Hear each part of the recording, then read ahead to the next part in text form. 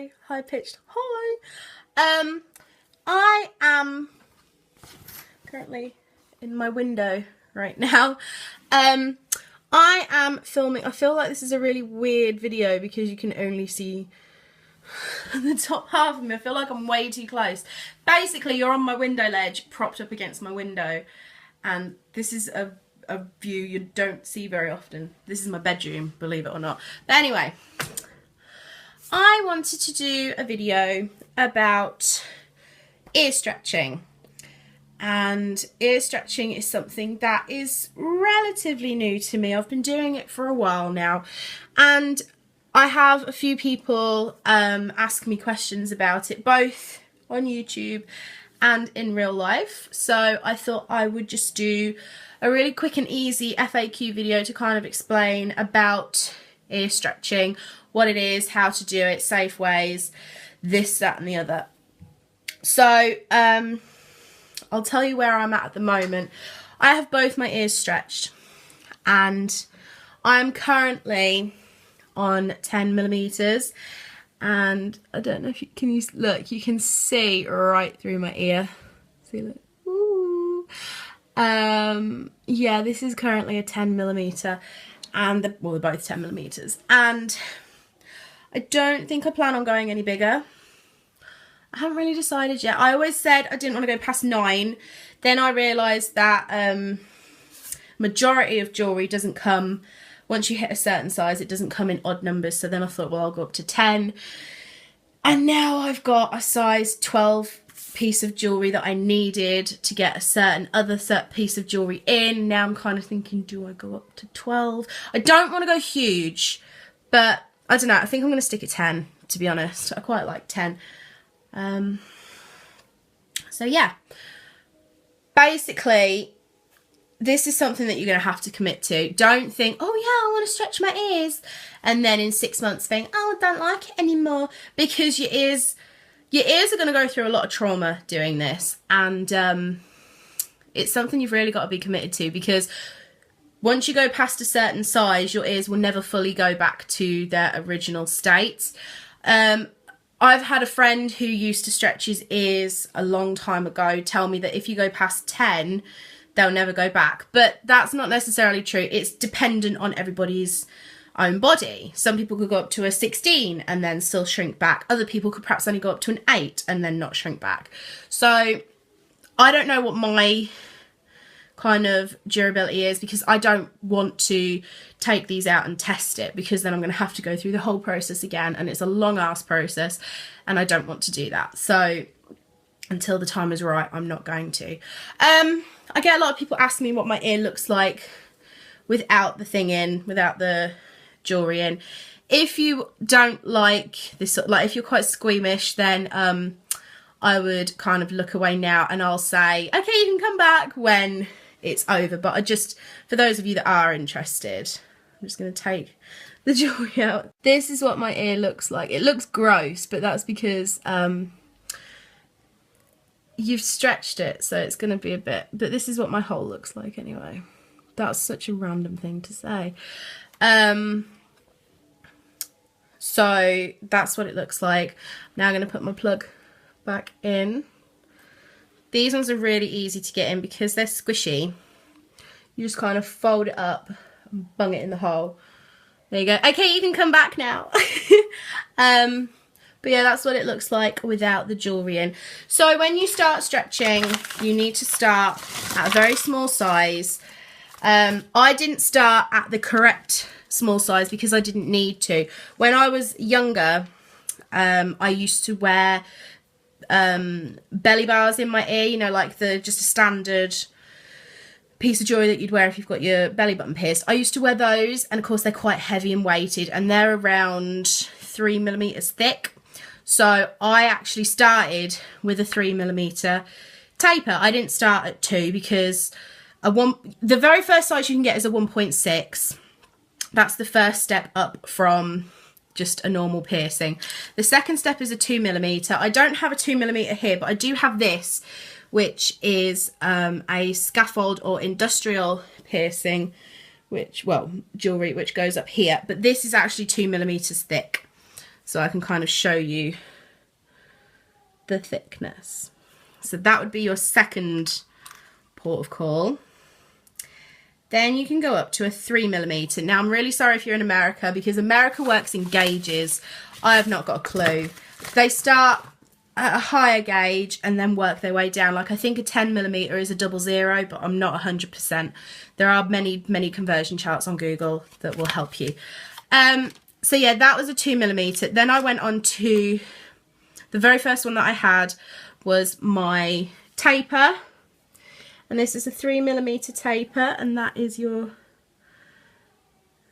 thickness. Ignore the black, it's just the pink bit. Now, a taper is basically a long piece of jewellery that tapers. So it starts thinner at the bottom and then goes to thicker. And this is so that you can push it into your ear slowly and get it in comfortably, so that you're not just trying to, there's no way that you could jam something like this straight into your ear. You need to start small and work your way up. But you cannot keep these in as jewellery. Some people do, and if I'm honest, I used to keep tapers in my ear as jewellery, and it's ridiculous because they are incorrectly weighted to be worn in your ear at all times. These are literally just a tool to help you stretch your ear and then put a second piece of jewellery in of the same size. You do not keep these in all the time, because where they're weighted, they'll drag your ear down, they'll stretch it wrong, it can cause blowouts, it can cause tearing, it can cause bleeding, infections, all that lovely stuff. So these are not to be worn all the time. But like I said, this is a 3mm. I used to have a 4mm, but it broke, so I can't show you. So the next size up that I've got is a 5mm, which looks like this. And this has got 2 O-rings on the end. An O-ring is a little tiny ring in the shape of an O.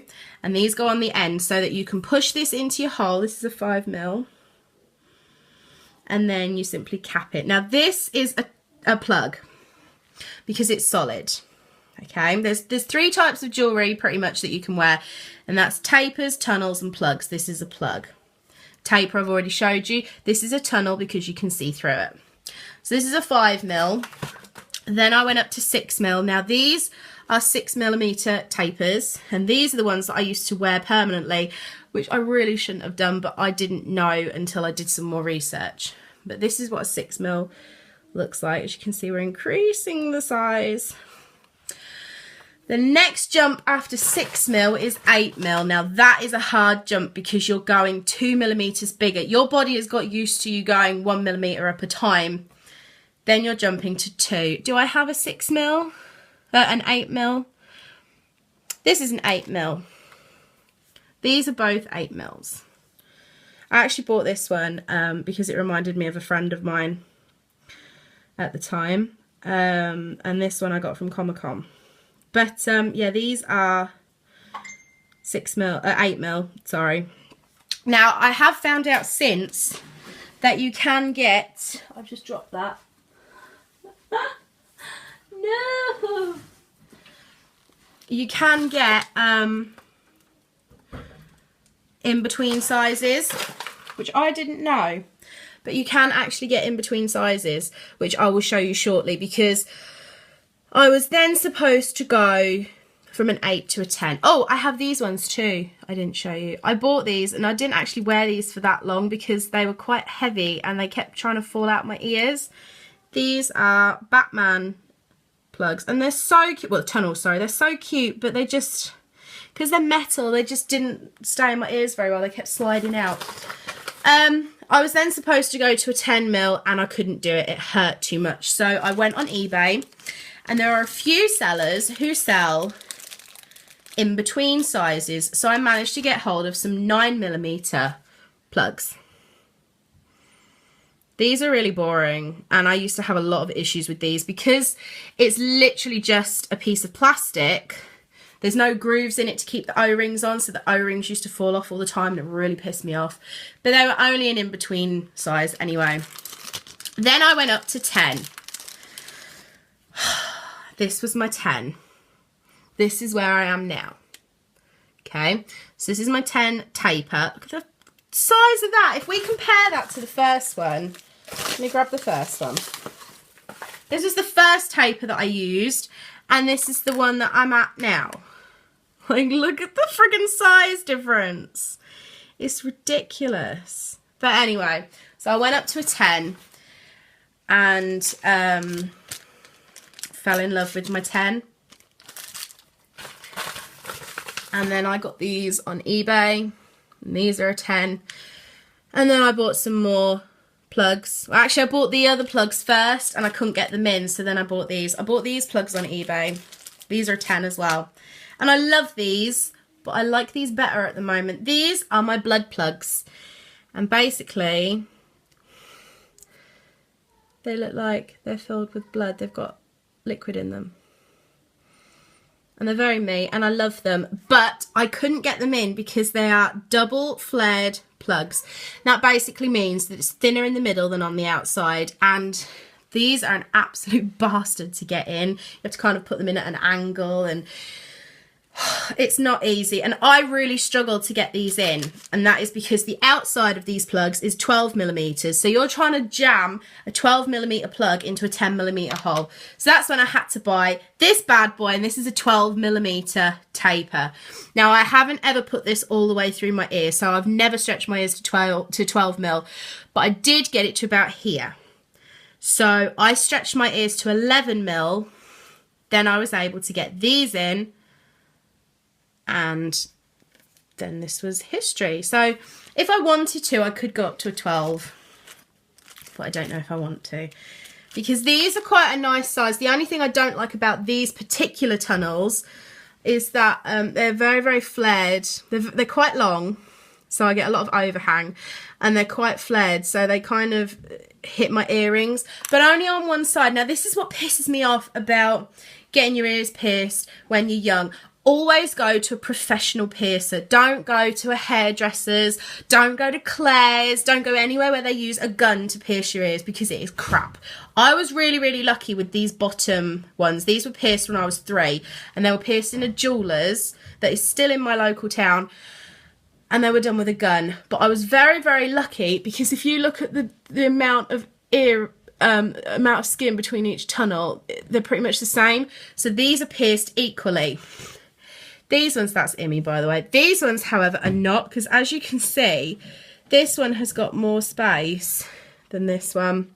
So these are not pierced equally, and that really bugs me. But so, how to stretch.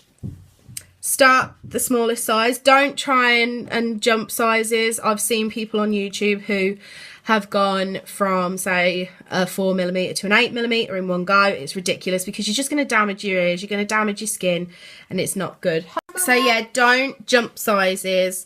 I mean, I've seen one guy who went to a piercer and he took him from nothing to a 16mm in one go. I'm like, really? It's ridiculous.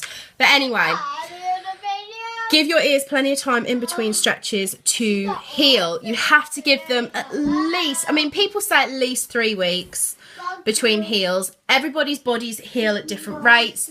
I would say give it at least 6 weeks in between sizes just to make sure that your ear is durable and fully healed. I haven't always waited that long. I've sometimes waited 2 weeks in between sizes and I've caused my ears to bleed and I've had to stay at that size for even longer while the ear heals. So make sure that your ears are healed. If you have to, use some sort of a lubricant to get them in. Some people say you should use proper ear balms. You don't have to. I use cocoa butter, the same cocoa butter that I use on my tattoos. I use that to push them through. It's literally just a bit of lubricant to help them go through. Having a hot bath or a shower can help because it loosens the skin. All that sort of thing. You have to be very aware of your job. Like, I'm not supposed to have them with my job, but you can buy flesh-coloured plugs, which you can still see, but it is a bit less noticeable than this, you know. And just make sure it's something that you want to do, and don't do it on a whim. Do it because it's what you want to do, because your ears may never return to normal. So you've got to make sure it's something that you want to do. Keep them clean. When you change your earrings, when you stretch, always make sure you've got clean hands. Always make sure your jewellery is clean. Make sure that your jewellery is disinfected if you've bought used, because some people do sell used jewellery, which is fine because you can disinfect it and it's fine. So just make sure that your jewellery is clean before you pop it into your ears, because you're pretty much putting it into an open wound. that's all I can really tell you. That's all I really know, to be honest. But yeah, I hope this video has been helpful. If you do have any other questions, please let me know down below and I will do my best to answer them. So I hope that you've enjoyed this stretching FAQs and history of my ears video, and I will see you all soon. Bye guys.